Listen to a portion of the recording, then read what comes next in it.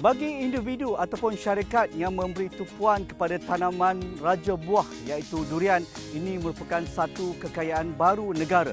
Apatah lagi pasaran yang begitu luas di dalam negara maupun pasaran yang terbesar di dunia iaitu negara China.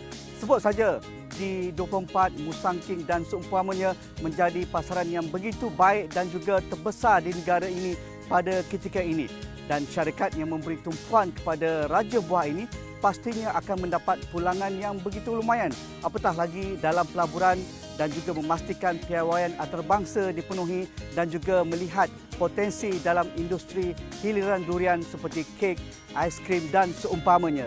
Inilah kisah ikon agro Tok Fruit Sinar Berhad yang berpengkalan di Seri Kembangan, Selangor, Darul Ehsan.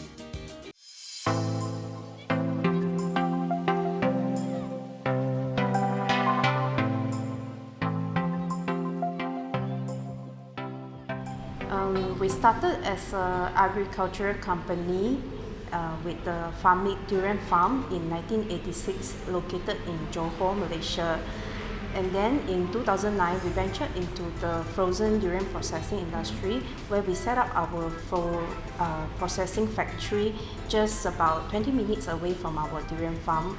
Yeah, we used to do export of fresh durians to like Hong Kong, Singapore. And then after started with the processing plant, we have got the license from China ASIC, China Authority, to legally export the frozen durian to China. We also one of the first private company that got this license. So for our products, as you can see, we are mainly into durian industry. We have our fresh durian and also the frozen durian. So for the fresh frozen durian, we have a few other products. The main one would be the frozen durian seed pulp, where our biggest market would be in China.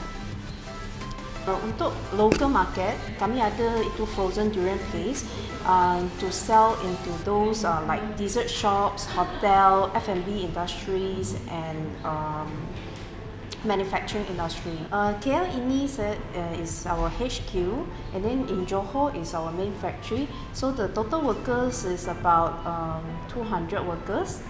Okay. So batu pahat itu mainly kami buat pemprosesan, processing of the frozen durian, and then in our HQ here, mainly doing sales and marketing.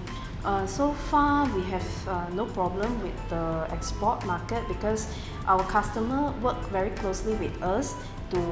They will give us forecasts, and then when the when the season is here, and we will process the durian and send to them. We have no problem about the durian as a seasonal product because our customer work closely with us. So they will give us forecasts on how many products, what is the quantity they needed, and then when the season is here, we will process accordingly and deliver to them. We started as a fresh durian exporter, so itu it's very small lah. The market is very small, so it wasn't require a lot of financing. And then when it grows further, because we're doing processing, so we need to get a lot of. Antara durian kegemaran saya di 24 Musang King, tetapi kalau ia dapat dikekalkan harga yang kompetitif dan juga dapat dipelbagaikan pelbagai produk berasaskan durian Musang King, pastinya akan mendapat pasaran bukan hanya di Malaysia tetapi di luar negara. Tutup kisah durian, kita ikuti kisah ikon agro seterusnya selepas ini.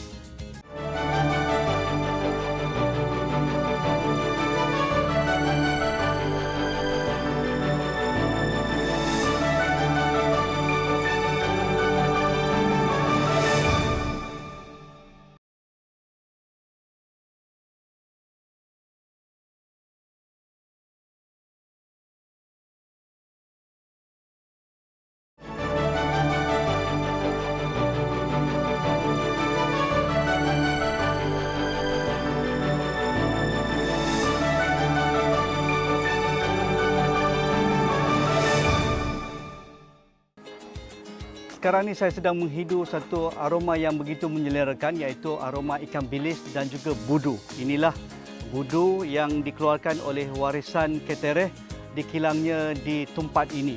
Dan siapa sangka dahulunya makanan tradisional masyarakat Kelantan ini dibuat di belakang rumah secara kecil-kecilan, tetapi sekarang ia menjadi satu perniagaan yang begitu lumayan.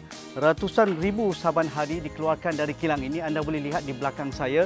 Tetapi inovasi sentiasa dilakukan oleh Tuan Haji Mat Ismail, orang kata pun owner, pemilik budu ini. Sekarang ada dalam bentuk paste seperti ubat gigi ini. Kalau pelajar Kelantan ataupun orang Malaysia nak bawa ke luar negara menggunakan paste ini, tetapi jangan orang kata pun tak sangka satu hari nanti dalam bentuk budu kering juga akan berada di pasaran. Tak lama lagi. Jadi kita ikuti kisah ikon Agroid.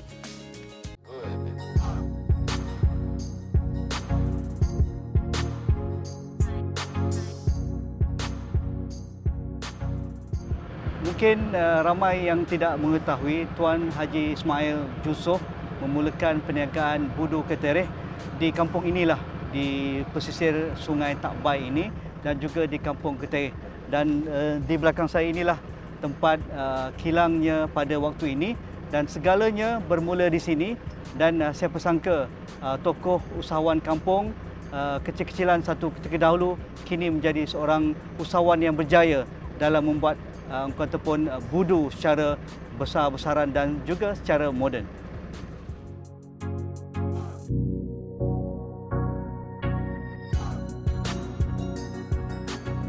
Masa dulu nombor satu kok wang ni susah juga. Pada dari segi pun alat dia pun susah. Apa ni bangun dia susah belaka lah, betul kita baru start nak buat. Jadi nak boleh jadi setara ni, bahasa yang kecil pun ni biji dah kita dapat buang yang baru dapat je macam ni. Kalau ikut saya, setiap pada saya buat pun saya selalu fikir dah macam tu. Sampai sekarang ini pun macam tu lagi saya tak ubah lagi fikir macam masalah-masalah nak keluar barang jadi benda-benda tu jadi banyak lagi, moden lagi, apa lagi. Sekarang siapa boleh urus lalai tiup, siapa boleh buat sama budu. Siapa suka macam tu. Satu bulan pun dia 1 tahun tak pernah berhenti. Satu hari sampai 3,000 rozing, 2,000 rozing satu hari. Kadang-kadang kalau musim panas tu dia slow sikit. Pasal tidak sesuai dengan dia tu lah. Kalau musim hujan lagi cepat lagi. Tapi kalau kira ikut ni pun lebih tak tambah mesin pun mana kita boleh keluar dengan orang ramai ikut lagi. Mana benda tu boleh tambah banyak lagi lah. Setakat ni orang perempuan 50 orang, orang laki-laki 30 orang lah. Masa dulu hari tu kita pakai tong macam terpayang semi kan. Sekarang kita dapat boleh halal tu, kita dapat halal. Orang halal cakap tak boleh pakai dah koloh macam ni. Tak boleh pakai semi macam ni. Awak kena beli tong yang bagus-bagus. Saya beli tong habis 750,000 baru saya dapat halal. Jadi lah ni alhamdulillah boleh halal dah. Kalau bagi saya masa bagus cukup bagus. Nombor satu bekas tu kita sudah tu kita basuh boleh tarik ke apa nak kita ambil semula. Air gerbin dalam masa 3 tahun ni, 2 tahun ya. Cara setakat dari 3 tahun ni lah. Untuk batu untuk nak beli alat-alat ni lah. Air gerbin pun akan bagi semangat lagi. Apa nak guna, apa nak buat cakap bagi tahu lah. Sebab dia cakap betul-betul orang ni betul-betul bisnes. Kalau ikut pasar dia seluruh Malaysia ada, tapi kita nak pergi luar tu tak boleh lagi, tidak sampai pekat macam tu lagi. Jadi macam itulah. Kalau mungkin sikit lagi kalau ada yang boleh terima daripada mana-mana negara, insya-Allah kita akan buat. Saya dapat tips terbaru bagi penggemar budu. Budu Cap Ketereh, keluaran kilang Haji Mat ni ada 2 jenis botol selain daripada botol plastik dan kaca, tetapi ada juga jenis yang lebih kecil. Kenapa yang kecil ni? Ini kecil ni supaya mudah 2 kali makan habis. Maksudnya budu kalau dimakan lebih cepat lebih bagus. Lebih bagus. Tak boleh simpan lama. Tak boleh simpan lama. Maksudnya kalau kat rumah tu 2-3 kali makan selesai dah. Selesai dah. Jadi yang kecil lah sesuai. 2 kali makan habis. 2 kali makan habis. Jadi kalau simpan lama tu rasa dah lain dah. Okey. Sebabnya inovasi sentiasa dilakukan oleh Tuan Haji Mat. Ini semua idea Tuan Haji ni. Jangan pandang remeh walaupun orang lama, tetapi sentiasa berfikir macam mana nak memudahkan pelanggan macam mana nak memudahkan penggemar budu supaya dapat budu yang terbaik, tip top.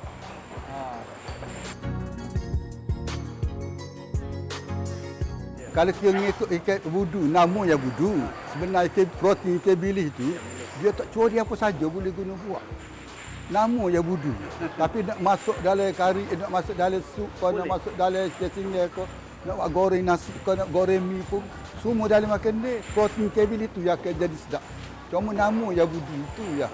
Sebab nama budu tu, ikan bilis campur dengan garam, itu nama budu. Kalau tak campur dua tu, orang tak panggil budu.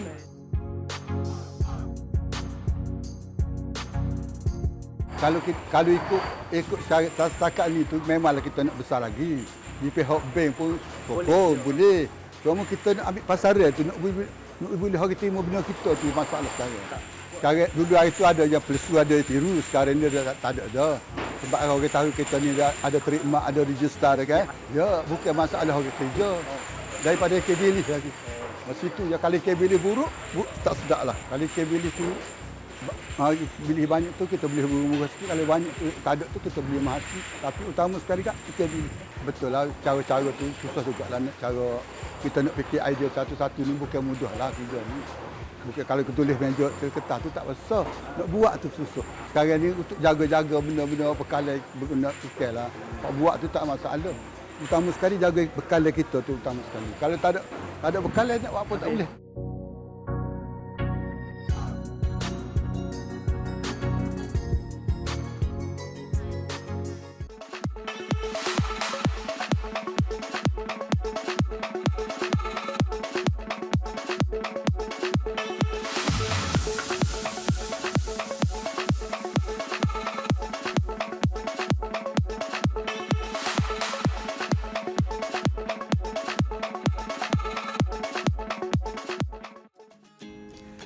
Banyak sekali inspirasi yang dapat kita kutip dengan kisah kejayaan ikon agro pada minggu ini. Jangan lupa jumpa lagi minggu hadapan.